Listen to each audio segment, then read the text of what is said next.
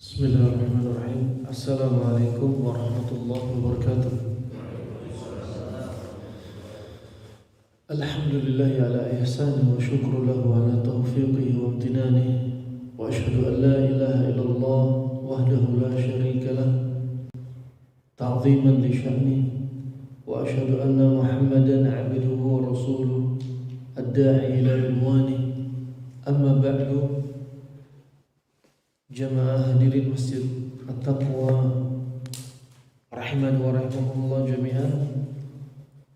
Alhamdulillah, termasuk minna minallah, anugerah dari Allah Subhanahu wa taala dan kemuliaan Allah Subhanahu wa taala, kita diperjumpakan kembali dalam kesempatan pagi hari ini ba'dal fajr untuk kembali mengkaji qala Allah wa qala Rasulullah sallallahu alaihi wasallam terkait dengan salah satu fan min fununil ilm, salah satu cabang dari cabang-cabang ilmu, yaitu cabang ilmu yang dibawa Nabi sallallahu alaihi wasallam terkait dengan tibbun nabawi.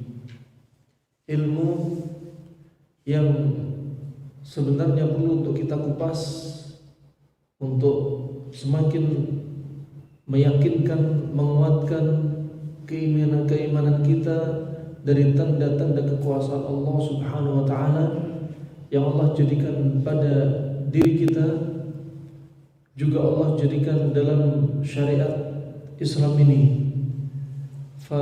Buku yang Anda pegang, yang Anda baca, yaitu buku La Tay'as Shifa'uka Qarib, adalah buku yang kami tulis dari, kita ambil dari judul atau ucapan Abul Atahiyah dengan ucapannya, ala kullu ma huwa atin fa huwa qarib. Ketahuilah bahwasanya segala sesuatu yang akan datang itu dekat. Termasuk kami tulis buku ini, kami maukan bahwasanya segala sesuatu yang akan datang itu dekat. Termasuk apa?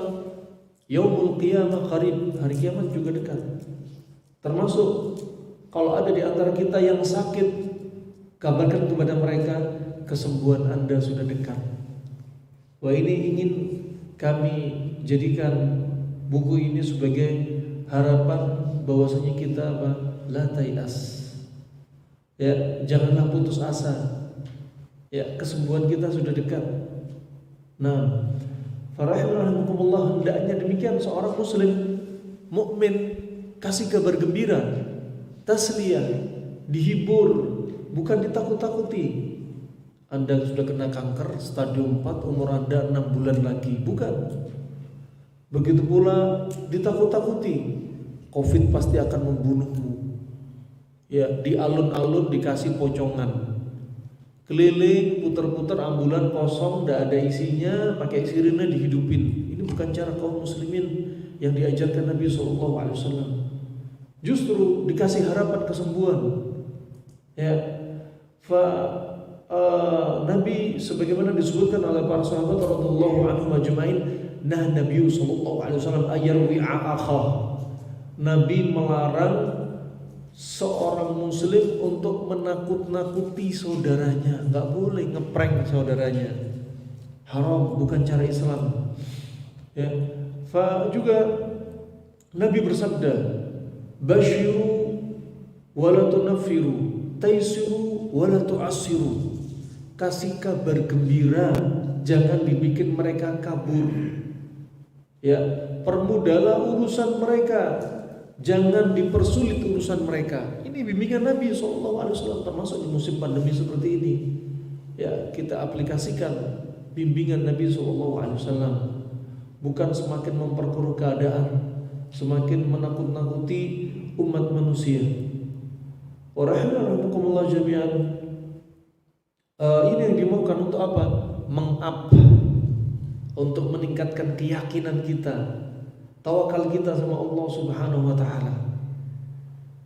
Kenapa? Karena psikis sangat punya pengaruh kuat dengan kaitannya dengan kesehatan seseorang. Mayoritas penyebab penyakit dari luar tubuh kita itu adalah makanan. 90%. Adapun mayoritas penyakit terkait dengan sehat dan sakit kita dari faktor dari dalam 90% adalah terkait dengan psikis kita, kejiwaan kita. Warahmatullahi. Pada kesempatan kali ini kita mulai membahas bedah buku ini, ya.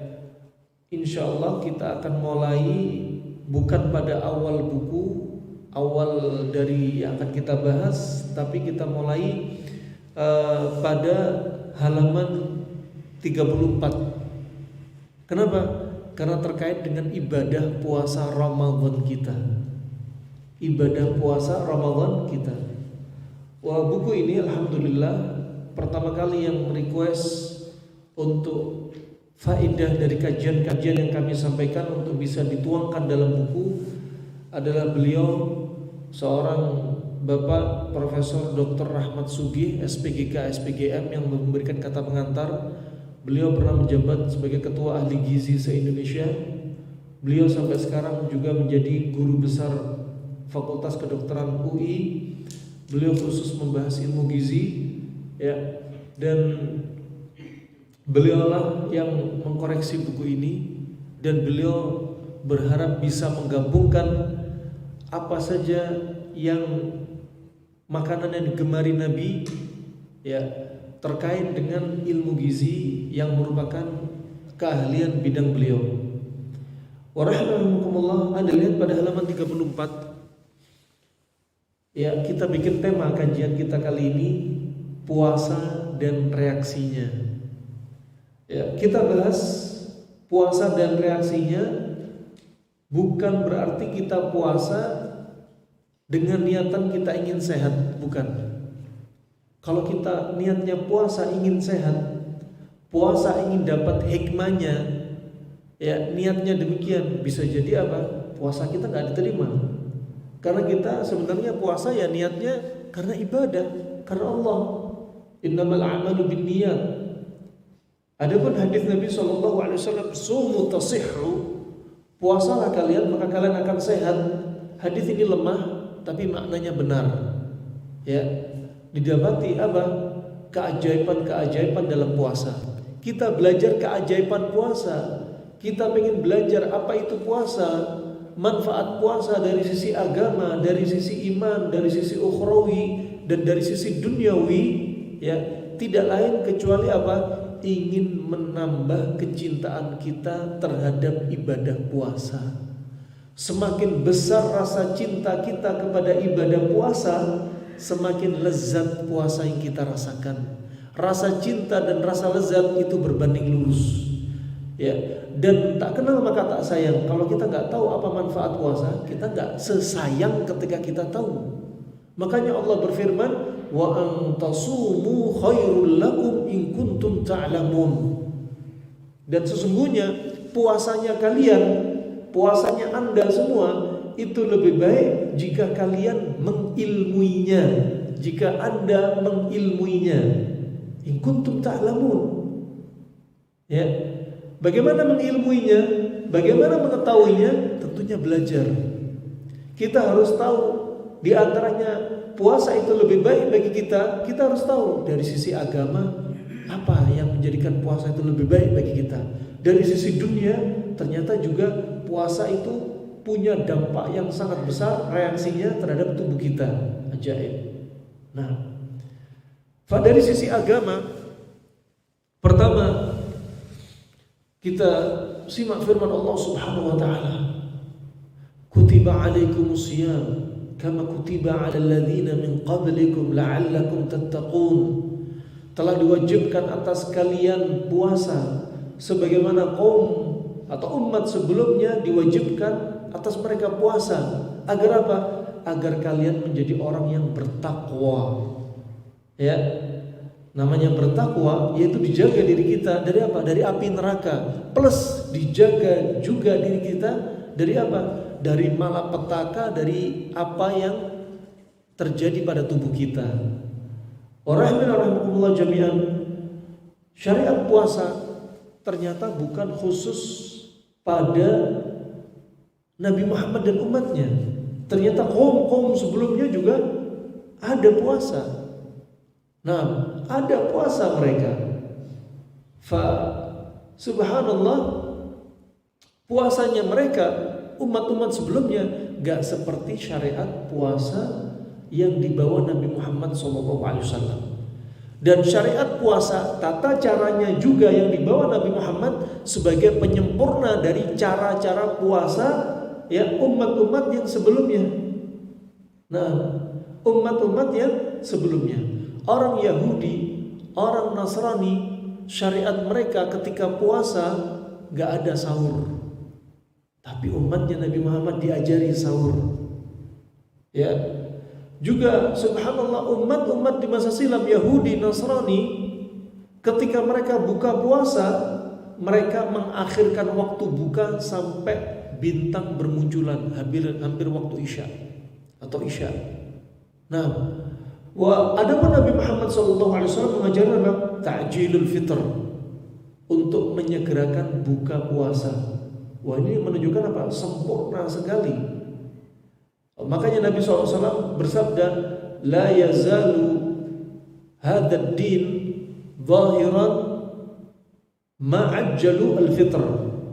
Senantiasa agama ini akan nampak ya terang benderang, kuat selama apa?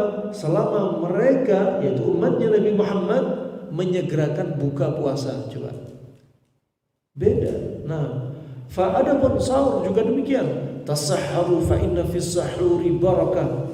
Sahurlah kalian karena sesungguhnya pada sahur itu ada padanya keberkahan. Bimbingan Nabi. Ya.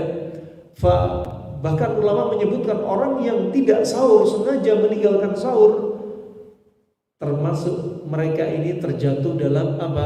Menyelisihi sunnah. Ya. Dan sahur itu diakhirkan. Ya. Nabi sering mengakhirkan waktu sahur. Juga Nabi bersabda, faslu ma baina siyamina wa siyami ahli kitab as-sahur. Pembeda antara puasanya kita dan puasanya ahlul kitab adalah sahur, karena mereka enggak sahur. Nabi juga bersabda dengan hadis hasan li ghairi, ista'inu bis-sahuri li siyamika fin nahari wasta'inu bi al-qailulati li qiyamika fil laili. Kalian ambillah sebab agar puasa kalian di siang hari kuat itu dengan sahur, dan kalian ambillah sebab dengan istirahat qailulah, istirahat di siang hari, untuk kalian menjadikan lebih kuat sholat tarawih, sholat malam. Oh, ini bimbingan dari Nabi SAW. Wa rahimakumullah, in kuntum ta'lamun wa antasumu khair lakum in kuntum ta'lamun. Kita harus ilmui. Di antaranya dari terkait dalil-dalil agama, terkait ukhrawi, terkait keimanan, bahwasanya di antara manfaat puasa sebagaimana disebutkan dalam sekian banyak hadis, di antaranya Nabi bersabda, ya, man shoma yawman fi sabilillah ba'adahu Allahu bainahu wa bainan nar mi'ata amin. Dalam riwayat sab'ina amin, dalam riwayat ya ba'adallahu bainahu wa baina jahannam ya kal khandaq, ya ma baina as-sama' wal ard. Barang siapa yang puasa satu hari saja puasa, Allah akan jauhkan diri dia dengan neraka jaraknya 70 tahun. Dalam riwayat 100 tahun. Dalam riwayat akan Allah jadikan parit, jarak antara dia dengan jahanam itu seperti langit dan bumi. Ini satu hari aja puasa. Masya Allah. Wah, ini apa? wa antasumu khairul lakum in kuntum ta'lamun. Puasanya kita itu lebih baik ya jika kita semua mengilmuinya. Wah, ini ilmu terkait dengan dalil-dalil yang datang dari Allah dan Rasulnya sallallahu alaihi wasallam. Juga di antaranya puasa, ya orang yang puasa Allah jadikan dia masuk nanti dari pintu apa? Babur Rayyan. Pintu Rayyan yang khusus orang-orang yang puasa. Ini disebutkan oleh para ulama puasa Ramadan. Ya, belum lagi kalau dia puasa Senin Kemis, puasa Ayyamul Bid, puasa Syawal, Dzulhijjah, dan puasa-puasa yang lainnya. Kemudian juga di antara manfaatnya puasa, bahwasanya puasanya kita nanti akan menjadikan apa? Jadi syafaat di yaumul qiyamah. Ya, syafaat yaumul qiyamah. Nah, Al-Quran yang kita baca di bulan Ramadan, yang dia adalah syahrul Quran, juga akan menjadi syafaat. Salat yang kita lakukan 5 waktu rawatib plus salat tarawih juga akan menjadikan syafaat. Ketika di yaumul qiyamah, apa yang kita baca nanti akan menjadi syafaat. Ya Rabb, si fulan dulu puasa. Ya Rabb, si fulan dulu baca Al-Quran. Ya Rabb, si fulan dulu salat. Ya, ini memberikan syafaat nanti yaumul qiyamah. Di yaumul qiyamah, apalagi di padang mahsyar nanti, yang Allah ya disebutkan Allah apa? Lam yaqdab mithlahu wala qablahu, lam yaqdab mithlahu qablahu wala ba'dahu mithlah. Allah enggak pernah marah sebelumnya dan setelahnya seperti ini. Seperti di padang mahsyar yang Allah betul-betul marah ya. Yang subhanallah biasanya arsy-Nya Allah dipikul oleh 4 malaikat. Yang satu malaikat antara telinganya dan bahunya jaraknya itu 700 tahun perjalanan, gak berhenti-berhenti. Itu yang memikul arsy-Nya Allah. Ketika di padang mahsyar pada waktu itu dipikul 8 malaikat. Kenapa? Karena arsy-Nya Allah yahtaz, bergoncang dengan keras karena marahnya Allah Subhanahu wa taala. Ya, kita butuh syafaat.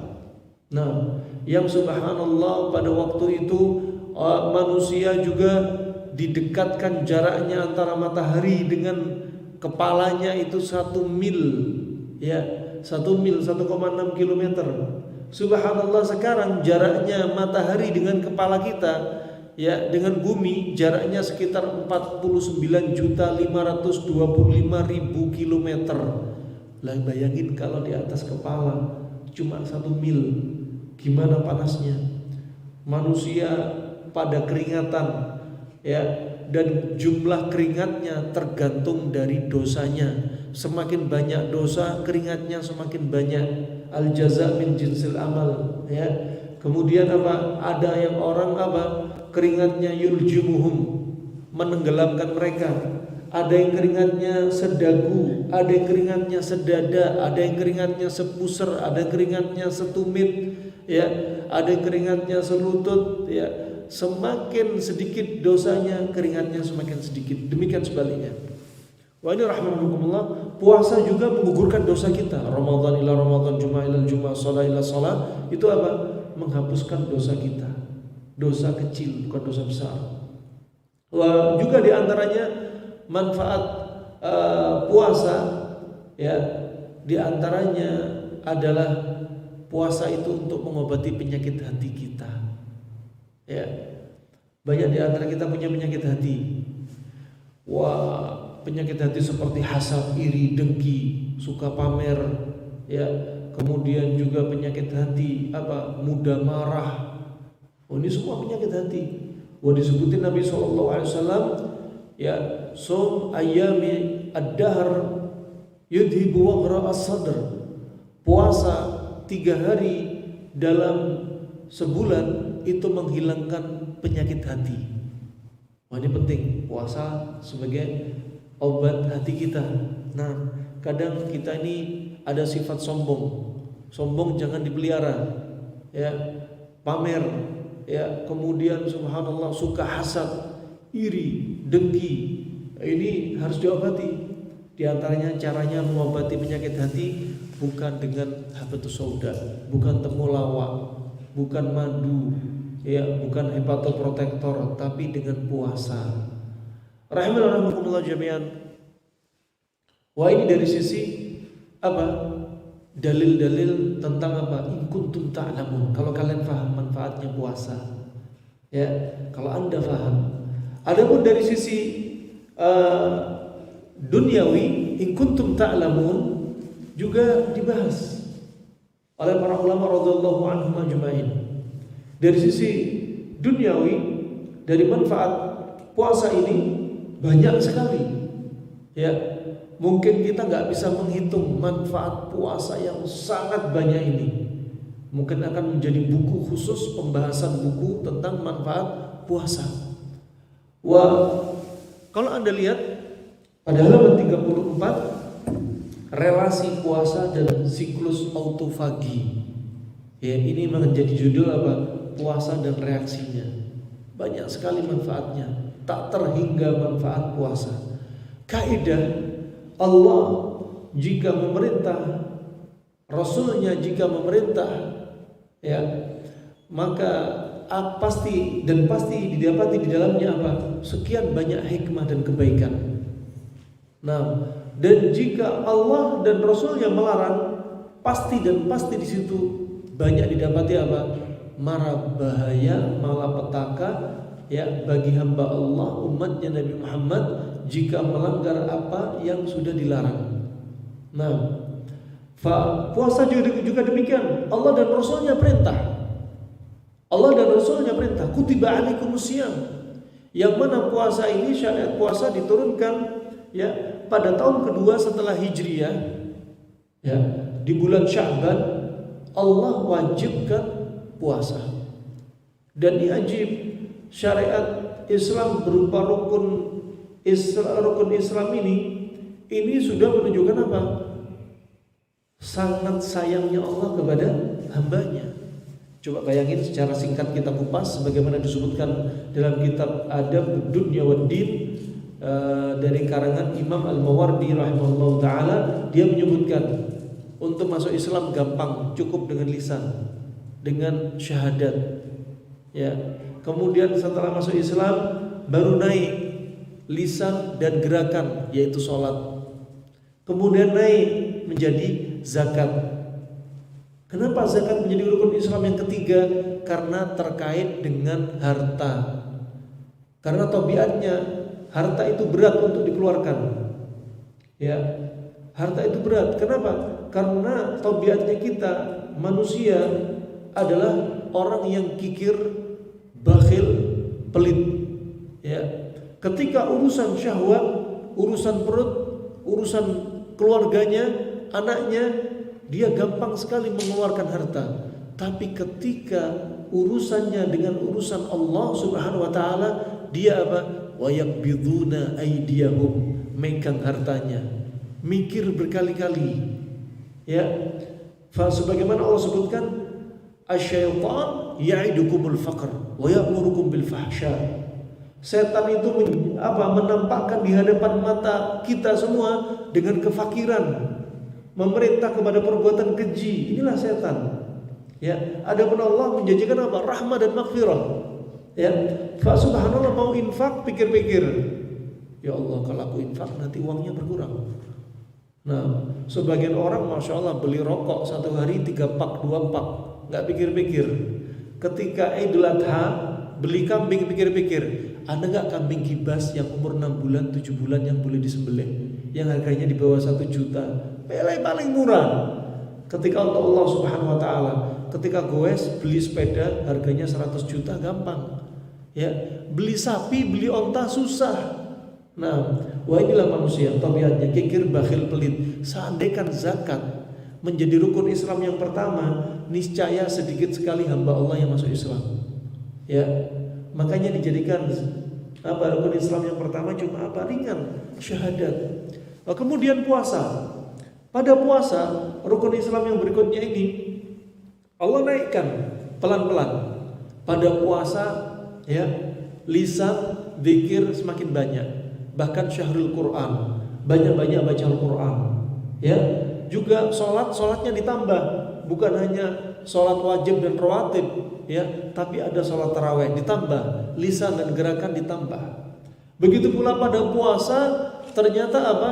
Ada zakat fitr. Pada puasa ternyata banyak kita dianjurin infak dan sedekah. Sampai Nabi bersabda, ya, afdhalus shadaqah shadaqatun fi Ramadan. Ya, sebaik-baik sedekah adalah sedekah di bulan Ramadan. Ya, apa bedanya infak dan sedekah?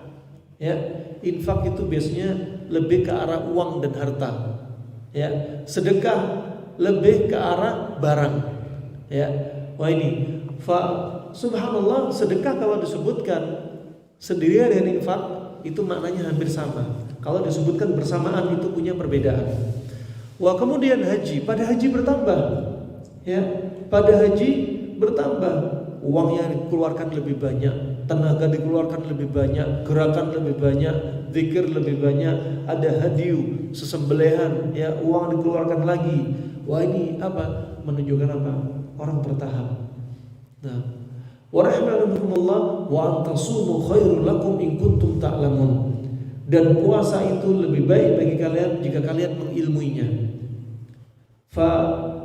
Ilmu yang perlu kita kupas dari sisi ilmu dunia terkait dunia kesehatan diantaranya, pertama, kita harus paham bahwasanya Allah Subhanahu wa taala menjadikan bagi tubuh kita ini bioritme terkait dengan puasa. Sebagaimana faedah yang disebutkan oleh Bapak Profesor Dr. Rahmat Sugih. Lihat, kalau Anda lihat dalam satu pekan Allah jadikan syariat puasa Senin Kemis. Itu tengah-tengah dari satu pekan. Senin puasa, Selasa Rabu nggak puasa, Kemis puasa, Jumat hari rayanya usbu'iyan, hari raya setiap pekan bagi kaum muslimin, Sabtu Ahad nggak puasa, Senin puasa lagi. Kemudian dalam satu bulan Allah jadikan bioritme, di tengah bulan itu ada syariat puasa juga. Kalau tadi satu pekan ada jarak Senin dan Kemis. Ketika satu bulan naik satu bulan, di tengah-tengah juga, tapi 3 hari langsung berurutan, 13, 14, 15 Hijriah. Puasa Ayyamul Bid yang tadi disebutkan menghilangkan penyakit hati keutamanya. Seperti puasa Ayyamud Dahr, puasa terus-menerus. Nah, wa subhanallah, dalam satu tahun Allah jadikan hampir di tengah-tengah bulan puasa langsung 1 bulan dalam 1 tahun. Ya, yaitu pada bulan ke-9 Hijriah. Dia nggak pas di tengah, tapi hampir di tengah. Ya, kalau tadi 1 pekan Senin dan Kamis, 1 bulan langsung 3 hari berturut-turut, 1 tahun langsung 29 atau 30 hari berturut-turut. Subhanallah, ini sebenarnya ada hikmah. Ya, wa Allah Subhanahu wa taala jadikan puasa Ramadan wajib. Puasa Ramadan itu wajib. Coba seandainya Ramadan gak wajib, banyak di antara kaum muslimin gak puasa. Makanya Allah paksakan, Allah wajibkan. Kenapa? Sayang Allah sama kita orang. Ya, dalam 12 bulan, 1 bulannya itu Ramadan, 11 bulannya kaum muslimin umat manusia makannya ngaco. Ya, semua diembat, semua dimakan, dimasukin dalam perut. Ya, nggak peduli ini makanan apa, semua banyak makanan dimasukin. Nggak peduli semua protein hewani, semua ya jenisnya dimakan. Nggak peduli jam-jamnya, nggak peduli dengan penyakitnya, nggak peduli dengan menu makanan pantangan, semua dimakan. Ya, ini bukan bimbingan dari Allah seperti ini. Coba kita resapi firman Allah Subhanahu wa taala. Walladzina kafaru yatamatta'una wa ya'kuluna kama ta'kulul an'am. Dan mereka orang kafir nih, orang non muslim. Mereka disebutin oleh Allah Subhanahu wa taala kalau makan merasakan nikmatnya makanan seperti hewan ternak makan. Diajari. Maka kita jangan seperti mereka. Kita ada aturan makan nih. Siapa yang bilang udah makan aja bebas, makanan halal nggak bikin penyakit di laboratorium? Tidak demikian. Nah, makan apa saja silahkan halal. Tidak ada aturannya. Ya, jangan kita makan seperti mereka. Jangan. Allah sebutkan dalam ayat yang lainnya, wa kulu washrabu wa la tusrifu innahu la yuhibbul musrifin. Ya. Innallaha la yuhibbul musrifin. Ya. Makanlah dan minumlah kalian, jangan berlebih-lebihan, karena Allah enggak suka yang berlebih-lebihan. Tuh ada aturannya. Makan berlebihan jangan, minum berlebihan juga jangan. Maka kalau ada bilang banyak minum bagus untuk ginjal, lihat dulu Pak, untuk siapa? Ya. Orang kalau petani di sawah, keluar kerja, keluar keringat banyak minum, bagus. Karena antara keluar dan masuk sama. Lah ini di rumah terus WFH banyak minum. Akhirnya apa? Tubuhnya lembab, ya potensi kena Covid walaupun dia tinggal di rumah. Karena tubuh semakin banyakkan minum, ginjalnya terlalu banyak air, tubuhnya terlalu dingin, jantung ikut dingin. Akhirnya apa? Disebutkan Imam Zurnuji dalam kitab Ta'lim Muta'alim, ulama tahun 600 Hijriah, disebutkan orang yang kebanyakan minum dia akan menjadi pemalas. Ya ajib. Sampai disebutin seperti itu. Ya, ayo banyak-banyak minum, tunggu dulu. Ya. Seperti subhanallah, orang subhanallah ya di rumah santai, nggak ngeluarin keringat, minum minuman, masya Allah, minuman kemasan untuk mengganti cairan elektrolit, ya, minum yang banyak, efeknya apa? Kena gagal ginjal. Kenapa demikian? Ginjal nggak kuat nyaring, nggak ada keringat yang keluar, kok minum cairan-cairan isotonik, ya, cairan-cairan elektrolit, nggak nyambung, ya. Makanya semua diajarin sebenarnya, wa kulu washrabu wa la tusrifu. Ya. Orang banyak minum, lihat dulu. Banyak minum baik kalau apa? Dibutuhkan. Kalau dia nganggur di rumah, AC hidup, kedinginan, banyak minum, ya sudah jadinya kedinginan. Nah, subhanallah. Islam mengajarkan dengan lengkap. Allah juga berfirman, ya, sebelumnya Imam Suyuti mengatakan pada ayat ini wa kulu washrabu wa la tusrifu. Ya, Allah itu gak suka dengan orang berlebihan seperti ini. Ya, maka apa? Di sini di antaranya kata Imam Suyuti ada setengah atau separuh ilmu kedokteran kaedahnya ada pada ayat ini. Coba bayangin. Karena apa? 90% penyebab penyakit ya makanan. Juga Allah berfirman, "Falyanzuril insanu ila ta'amih." Coba.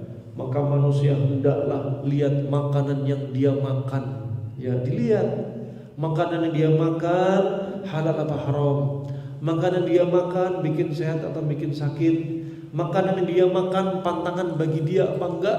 Makanan yang dia makan lihat jam-jamnya, jam berapa dia konsumsi, itu penting untuk dipelajari. Makanya apa? Enggak, kita makan jangan seperti hewan makan. Jangan seperti mereka-mereka makannya seperti hewan, jangan.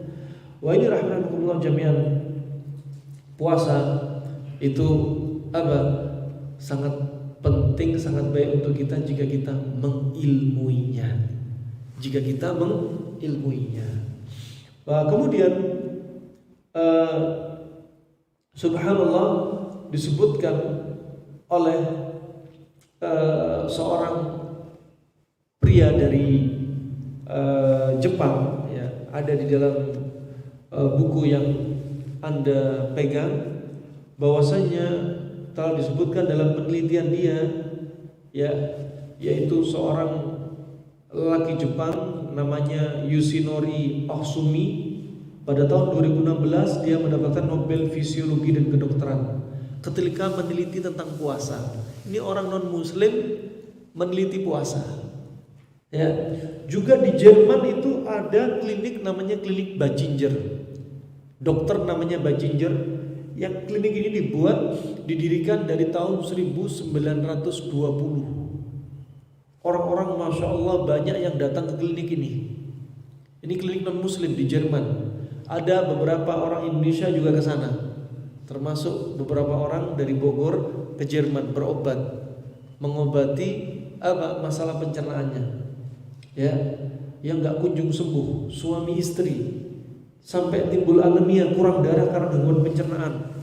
Wah subhanallah, klinik ini hanya menggunakan satu terapi, mau penyakit tumor, kanker, stroke, ya, pencernaan dan lain-lain, ternyata terapinya cuma diopname, disuruh puasa. Ya, kata seorang ibu-ibu, ya, yang beliau juga rajin menulis di Republika, ya, beliau sempat kontak, saya pernah ke klinik ini Ustaz katanya, ya, beliau Ibu Sofia Belfast, salah satu direktur PT Bukaka, ya, beliau sebutkan bahwasanya, ya, ternyata terapinya cuma disuruh puasa. Kata beliau, daripada puasa ala mereka, mending saya puasa ala Nabi, dan ternyata sembuh penyakitnya. Nah, wa rahmatullah jami'an.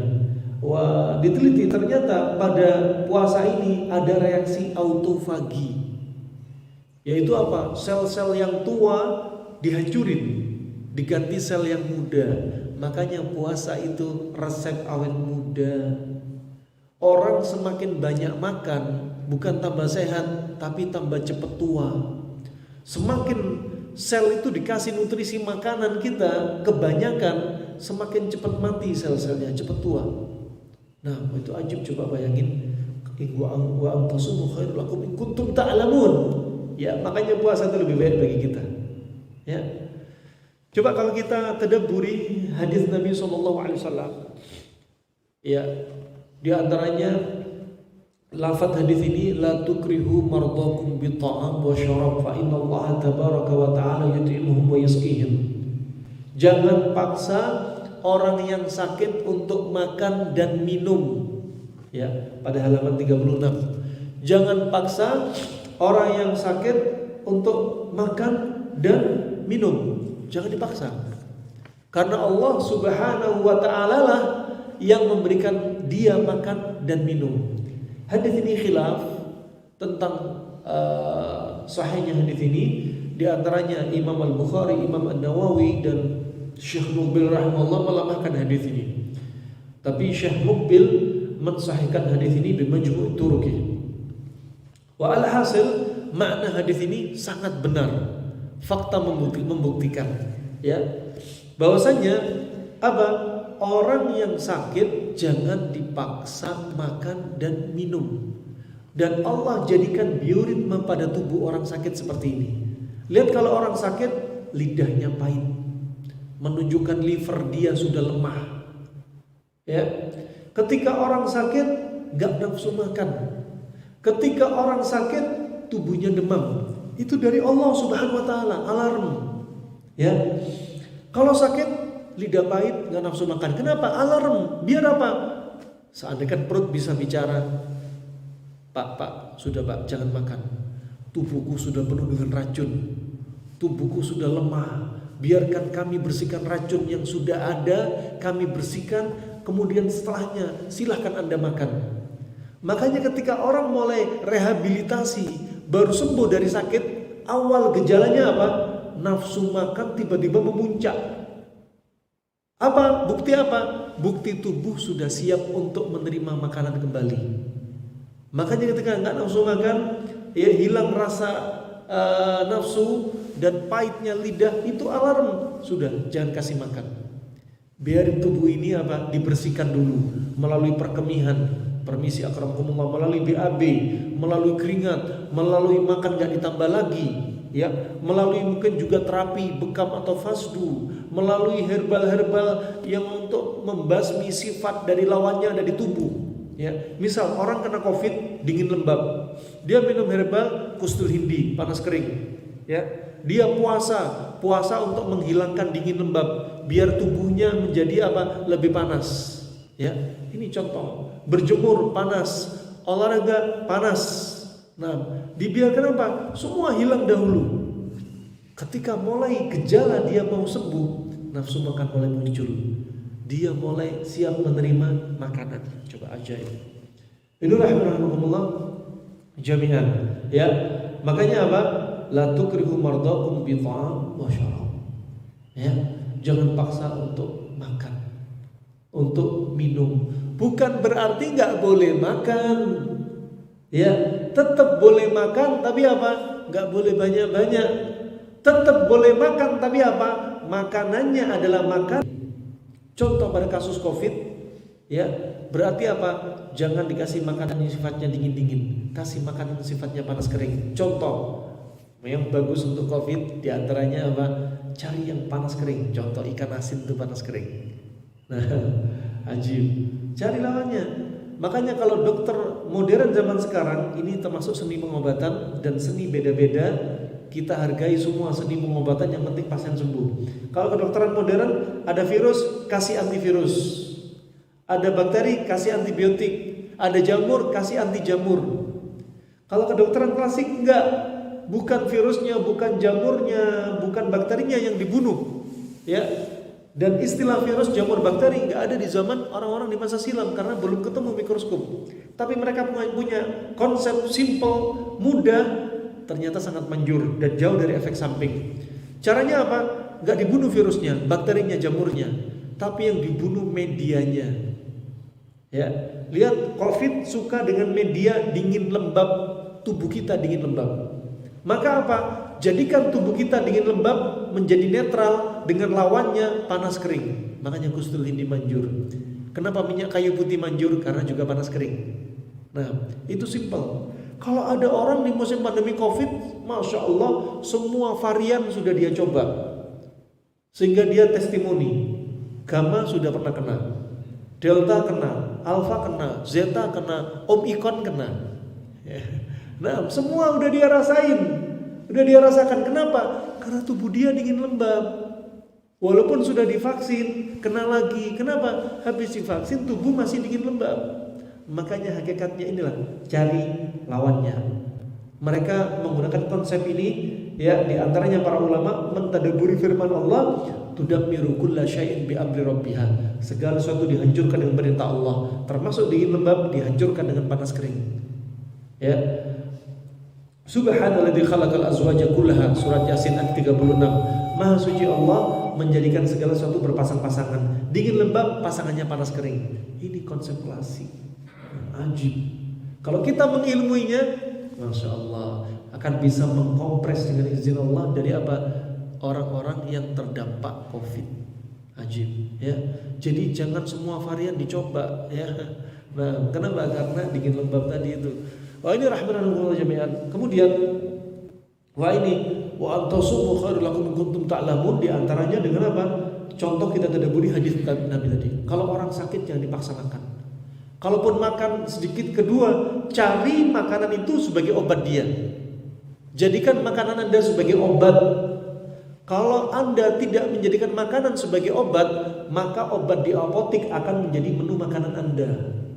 Sehari 3 kali ya Pak, yang ini sebelum makan, ini setelah makan. Ya, perut Anda jadi gudang obat. Jangan sampai nasallahu ya. Makanya apa? Pikir makanan yang kita makan jadikan obat. Itu penting. Ya, boleh makan orang sakit, tapi apa? Pilih makanan sebagai obat. Jangan diterjang tuh pantangan. Nah, wa rahimahullah. Kemudian apa? Ketika Nabi sebutkan fa innallaha yut'imuhum wa yusqihim. Ya, Allah lah yang beri makan dan minum. Kata para ulama radhiyallahu anhum ajmain, bagaimana caranya Allah memberi makan dan minum padahal dia dilarang untuk tidak banyak makan dan minum? Caranya apa? Allah jadikan melalui darah kita. Ketika kita nggak banyak makan, ternyata leukosit naik, sel darah putih naik, darah kaya akan nutrisi, bawa oksigen, darah encer. Ketika banyak makan, darah kental akhirnya nggak nyebar ke seluruh tubuh, timbul stagnasi peredaran darah encer ternyata kemana-mana memberikan nutrisi pada seluruh organ kita dan sel-sel. Masya Allah, itu ajaib. Coba ya, jangankan manusia, hewan saja kalau sakit nggak mau makan. Anjing, kucing, ayam, burung merpati, ular sekalipun kalau sakit, harimau kalau sakit nggak mau makan. Ya, Anda lihat kucing kalau sakit nggak minta bantuan Anda untuk dikasih CTM kalau pilek, nggak minta bantuan Anda untuk dikasih paracetamol kalau demam. Dia cukup Anda hidangkan makanan favorit dia nggak akan makan, tetap dia nggak makan. Oh, itu apa? Bioritme yang Allah jadikan pada makhluk ini. Ya. Wah, kemudian Allah jami'an, ketika puasa ini manfaatnya ajaib, ya, membersihkan racun dalam tubuh kita, ya, plak-plak di usus, pembuluh darah, pernafasan, menghilangkan sel tua diganti sel muda, sel tumor kanker juga dibasmi, ajaib. Ya, ini kalau Anda lihat, silakan nanti Anda baca relasi puasa dan siklus autofagi. Ya, ini rahmatullah. Sampai disebutkan oleh salah seorang dokter, ya, dia sebutkan the powerful natural of healing solution is fasting. Ya, betul-betul kekuatan yang alami sangat kuat, ya, untuk membersihkan tubuh kita itu dengan puasa. Dengan puasa. Makanya Allah jadikan dalam satu pekan ada puasa Senin Kemis, satu bulan ada Yaumul Bid, dalam satu tahun ada puasa Ramadan. Biar apa? Yang 11 bulan dia gak pernah puasa dibersihin dengan wajibnya puasa Ramadan. Satu bulan. Itu ajaib. Ya. Juga disebutkan Hippocrates, bapak kedokteran Yunani, ratusan tahun sebelum Nabi lahir, sebelum Nabi Isa lahir, sekitar 200 tahun sebelum Nabi Isa lahir, dia sudah nyebutin, ya, the disease because overeating, the therapeutic is fasting. Penyakit yang karena kebanyakan nutrisi, kebanyakan makanan, obatnya juga puasa. Obatnya adalah puasa. Orang-orang di masa dahulu penyakitnya kurang nutrisi. Orang-orang di masa sekarang penyakitnya apa? Menunjukkan kelebihan nutrisi. Obesitas, kolesterol, kencing manis, asam urat, habis makan keluhnya kenyang, ya. Orang dulu habis makan udah berhenti, ya. Zaman sekarang subhanallah ngeluh, aduh kok sesek ya, kebanyakan makan, kebanyakan minum. Ini penyakitnya zaman sekarang. Makanya puasa itu penting, ya. Makanya subhanallah orang-orang di masa silam, Nabi Adam alaihissalam, nabi-nabi berikutnya, umurnya panjang-panjang dan postur tubuhnya besar-besar, mereka kuat-kuat. Disebutkan, ya, umurnya Nabi Nuh alaihissalam, berapa umurnya Nabi Nuh? Berapa? 950 tahun itu umurnya beliau berdakwah. Ya. Disebutkan, ada yang menyebutkan, para ulama menyebutkan umur beliau sekitar 1500 tahun.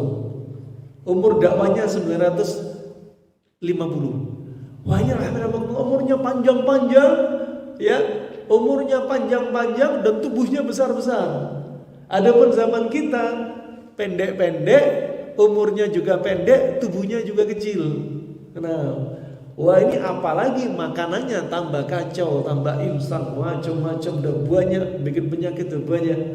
Nah, wah subhanallah, tapi termasuk rahmat Allah, Allah menjadikan melalui risalah yang dibawa Nabi Muhammad itu apa? Walaupun umur kita pendek, tubuhnya pendek, tapi banyak amalan penuh dengan keberkahan. Di antaranya apa? Malam Lailatul Qadar, yang dia malam lebih baik daripada 1000 bulan. Bayangin, lebih baik dari 1000 bulan. Kalau kita dapat malam Lailatul Qadar, bisa ngalahkan orang yang umurnya panjang-panjang. Nah, wa ini rahimahumullah jami'an. Wah, ini diantara manfaatnya puasa. Nah, makanya tadi apa? Obatnya ini penting dengan puasa. Sehingga apa? Tak kenal maka tak sayang. Kalau kita tahu manfaatnya puasa, tambah mantep, tambah cinta, tambah lezat nih ibadah puasa. Kalau orang melakukan ibadah puasa hanya menunaikan apa? Kewajiban dari Allah, nggak akan merasakan lezatnya puasa. Tapi orang yang tahu tentang puasa dari sisi agama, dari sisi dunia, dia semakin cinta, dia akan semakin merasakan lezat. Puasa itu bukan penjara. Kita melakukan puasa bukan hanya melakukan ibadah wajib, tapi lebih dari itu, ya, lebih dari itu. Nah, yang kita mengharapkan apa yang Allah janjikan bagi orang-orang yang puasa. Kemudian rahmatullah jami'an, puasa ini, ya, di antara manfaatnya yang kita sebutkan tadi, ya, memiliki makna yang sangat dalam. Hippocrates juga menyebutkan, ya, ketika orang sakit kenapa nggak dipaksa makan, ya, hewan pun ketika sakit nggak makan. Disebutkan Hippocrates kaidah, kata-kata hikmah dari dia, ya, kalau Anda makan ketika sakit sama saja dengan memberi makan pada penyakit itu sendiri. Lihat pada halaman 36, Ya, Anda memberikan makan kepada orang yang sakit, sebenarnya Anda sedang memberikan nutrisi kepada penyakit. Ya, sekali lagi bukan berarti nggak boleh makan, boleh makan, tapi apa? Jangan banyak-banyak. Plus makanan itu adalah makanan obat bagi dia. Nah, Imam Nawawi mengatakan, bahkan berani mengatakan Imam Nawawi, sunnah untuk tidak memaksa orang yang sakit dengan minum atau makan makanan untuk tidak dipaksa, itu sunnah. Ya, termasuk sunnah. Nah, wa rahimahumullah terkait dengan puasa. Wah, sebenarnya masih ada, semoga pertemuan berikutnya ya kita ingin kupas, kita ingin bahas tentang apa? Tentang yaitu pola makan Nabi dan pola hidup Nabi di bulan Ramadan. Perlu kita kupas. Sahurnya nanti apa yang paling bagus? Bukanya bagaimana? Ya, antara buka ketika buka apakah boleh langsung makan besar atau sholat duluan? Ya, kemudian subhanallah bagaimana setelah taraweh? Apakah bagus makan ronde 2, ronde 3? Ya. Nah, nanti akan kita ulas di lain kesempatan insyaallah, karena terkait dengan Ramadan maka kita bahas khusus terkait materi-materi faedah di bulan Ramadan. Tapi barangkali ada faedah yang saya lupakan, mungkin bisa saya ingat melalui pertanyaan-pertanyaan. Silakan kalau ada pertanyaan. Barakallahu fikum. Baik.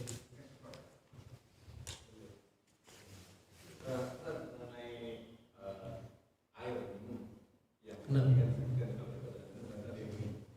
Saya kerja di kantor, banyak duduk.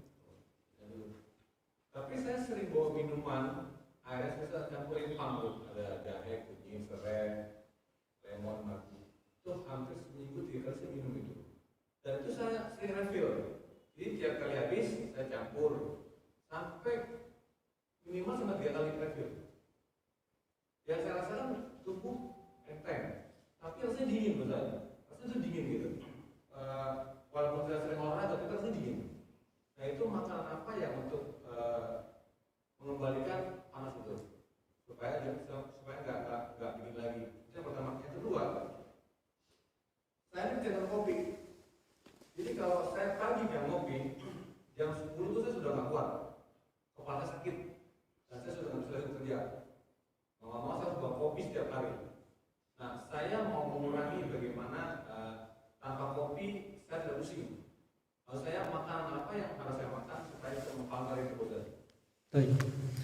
Pertanyaan pertama, antum merasa tubuh dingin karena minuman yang antum minum. Ya, sebenarnya kita nggak perlu herbal-herbalan tiap hari.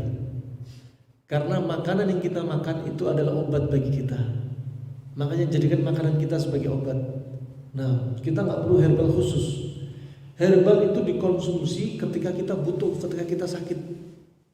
Ketika kita makannya seimbang dari sisi jumlah, seimbang dari sisi kombinasi panas dingin. Udah, itu adalah obat bagi kita. Nah, obat bagi kita. Herbal ya itu dibagi menjadi 2, herbal harian dan herbal insidental. Herbal harian sebenarnya makanan yang Anda makan itu ada bawang putih, ada bawang merah, ada serai, ada masya Allah, semuanya masuk dalam makanan Anda makan, itu sudah herbal. Ya. Adapun herbal insidental adalah herbal ketika kita butuh, ketika lagi ngedrop, tubuh kita sifatnya dingin, mengalami defisiensi, maka butuh herbal yang sifatnya menghangatkan. Itu saja. Kalau antum sekarang nggak punya masalah apa-apa, ya, antum minum herbal tadi yang antum lihat tadi itu herbalnya jadinya dingin. Ya, rendaman-rendaman walaupun jahe kemudian direndam, dicampur ini, campur misalkan kunyit, temulawak, semua direndam semua. Ya. Kalau teori panas dingin jadinya kacau. Ya.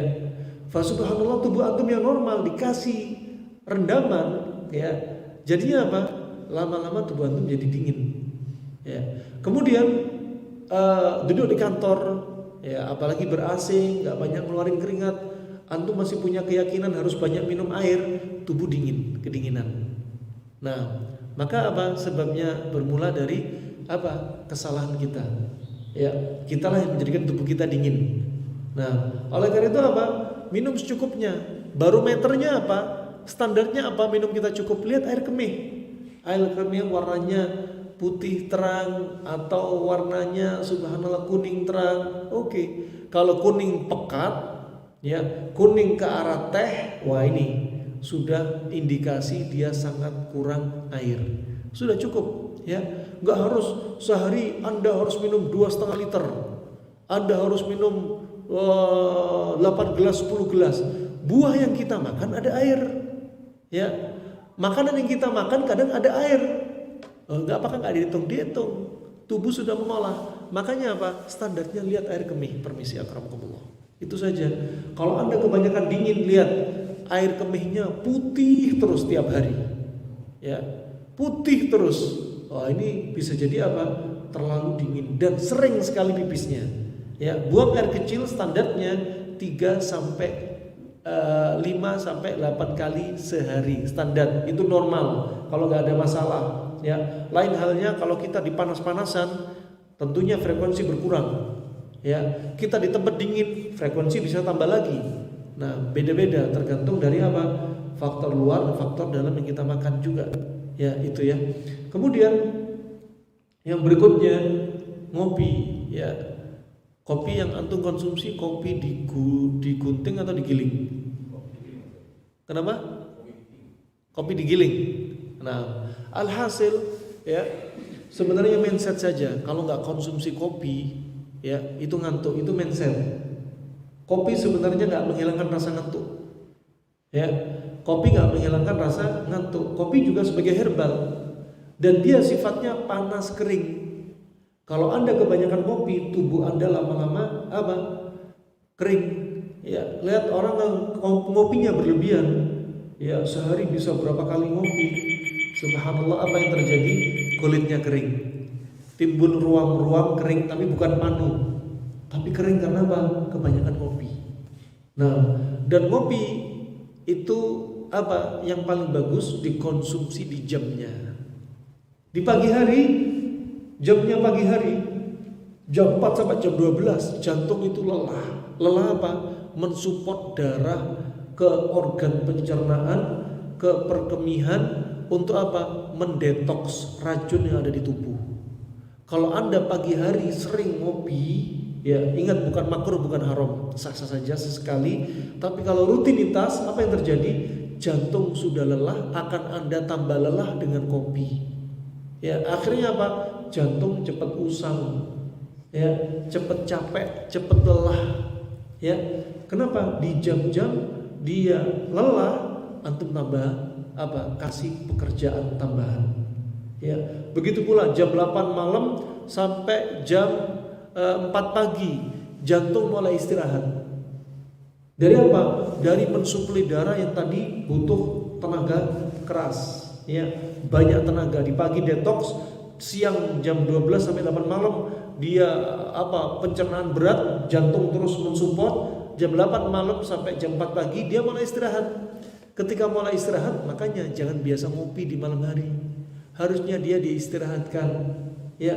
Jantung alhamdulillah istirahatnya bukan istirahat total, istirahat sebagian. Kalau istirahat total, ya innalillahi wa inna ilaihi rajiun. Istirahatnya sebagian, ya. Artinya apa?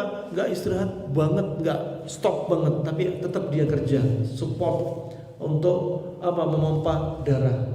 Bayangin dari perut ibu sekitar umur 4 pekan kita sudah punya jantung. Ya.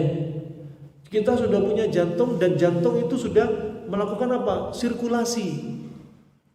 Dan ketika terdengar dengan jelas, ya, pakai alat Doppler ketika 12 pekan tuh dengar jelas banget. Kalau pakai alat, ya, USG tentunya lebih jelas lagi. Wah, ini subhanallah, bayangin jantung dari perut ibu kita sampai detik ini kita hidup, jantung nggak pernah istirahat total. Kalau Anda paksa ngopi di jam-jam yang jantung kelelahan atau jantung sedang istirahat, lama-lama apa? Jantung lebih tua lebih cepat, ya. Makanya pola makan yang benar bikin yang muda, ya, selalu awet muda, yang tua selalu awet tua. Barakallahu fiik. Insyaallah itu ya. Nah, insyaallah itu ya bisa dipahami. Nah, berarti antum rendaman nggak usah, cukup air biasa dan airnya nggak usah banyak-banyak. Nah, kemudian fadhal Pak. Ya tadi kalau mau minuman kita ya madu nih itu bagusnya apa nih? Diminum langsung atau mungkin dicampur dengan susu, dicampur dengan lemon atau apa kan? Jadi yang paling bagus itu yang mana kan itu single yang ini itu doang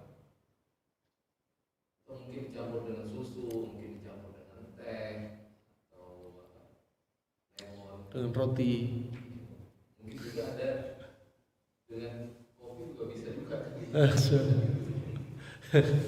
Nah, orang-orang di masa silam, orang-orang pengobatan klasik di masa silam menyampur herbal dengan dua jenis bahan sebagai pemanisnya. Kadang pakai madu, kadang pakai tebu. Ya.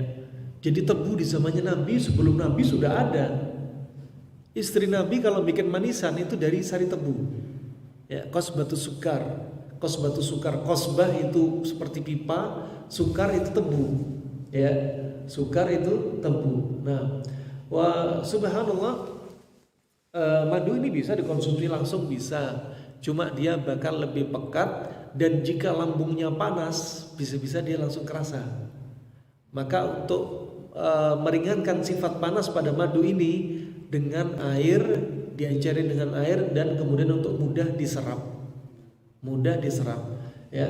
Dan sah-sah saja jika konsumsi setiap hari. Kenapa? Panasnya madu nggak terlalu panas, nggak seperti yang lainnya ya. Dia bisa tetap menjadi suplemen ya. Apalagi untuk orang yang sudah diare ya, disebutkan dalam hadis riwayat Imam Muslim ketika ada sahabat yang diare, yang lainnya tanya kepada Nabi, ya Rasulullah, si fulan kena diare ya. Kemudian apa kata Rasulullah? Iski asalan, kasih dia minum madu. Kemudian sahabat ini balik lagi, ya Rasulullah, si fulan masih diare ya. Iski asalan, kasih dia madu lagi. Sampai ketiga kali. Ini menunjukkan apa? Rasulullah di situ nyebutin situ apa? Ada dosisnya. Dosis pertama masih belum, dosis kedua masih kurang, dosis ketiga baru ternyata sembuh ya. Nah, jadi apa? Semua ada dosisnya. Tibun Nabawi pun juga ada fikih Tibun Nabawi yang disebutkan oleh para ulama. Barakallahu fikum. Insyaallah itu banyak sah-sah saja mau dicampur dengan yang Anda inginkan, sah saja. Cuma terkadang kalau orang sudah punya sifat panas, lambungnya panas, tubuh dia panas, minum kopi campur madu biasanya langsung diare. Ya, terlalu panas. Nah, barakallahu fikum. Insyaallah itu. Nyambung pertanyaan itu bahwa di tepatnya kapan kita minum kopi? Kenapa? Tepatnya jam-jam di mana kita minum kopi? Ya, jam ngopi yang paling baik ya antara 12 siang sampai jam 8 malam. Itu paling baik. Memang lagi asik-asiknya setelah jam 12. Langsung jantung memang lagi giat-giatnya untuk apa? Mencerna makanan. Apalagi sore ya. Ngopi, masya Allah di pinggir sungai, di atas gunung, ajib sekali itu. Apalagi sambil naik motor, sambil bawa termos kopi, itu asik kali. Nah, insya Allah itu cukup, insya Allah. Nah, mangga Pak. Bahwa sesungguhnya apakah ini benar kalau minum kopi tanpa gula justru itu menjadi suatu proses mengikuti tubuh. Jadi kopi pahit, Iya. kopi pahit aja tanpa gula itu. Iya. Apakah Sebenarnya ya kopi dikonsumsi tanpa gula ya sifatnya tetap panas kering. Ya. Sifatnya tetap panas kering. Dia memang punya efek, diantaranya detoks, nyuci racun juga bagus. Ya, banyak sekali manfaatnya. Kalau kita tahu sifatnya panas kering, berarti cocok untuk kasus penyakit yang sifatnya dingin atau dingin lembab. Kalau orang sudah punya darah tinggi, terus kasih kopi, maka akan menjadi bahaya. Ya. Kemudian kalau dikasih gula, apa bedanya? Sifat panasnya bertambah. Karena gula sifatnya panas. Ya, jadi panas tambah ketemu panas. Nah, bagaimana kalau kopi dikasih gula dikasih es, jadinya panas dingin. Nah, kalau panas dingin kebanyakan jadinya meriang. Jadinya apa? Merindukan kasih sayang. Ya, kopinya kopi kenangan. Jadi itu saja yang bisa saya sampaikan. Semoga bermanfaat untuk Islam dan muslimin ya. Dan semoga ini menjadi ladang pahala bagi kita sebagai pemberat timbangan kita di mizan hasanatina ya. Dan semoga Allah sembuhkan orang-orang sakit di antara kita. Semoga Allah jadikan negeri kita negeri yang aman untuk kita. Semoga Allah berikan taufik kepada pemimpin kita, dan semoga Allah hancurkan makar-makar orang yang punya makar di negeri ini. Amin ya rabbal alamin. Wa billahi taufiq wal hidayah. Subhanakallahumma wa bihamdika asyhadu an la ilaha illa anta astaghfiruka wa atubu ilaik. Wassalamualaikum warahmatullahi wabarakatuh.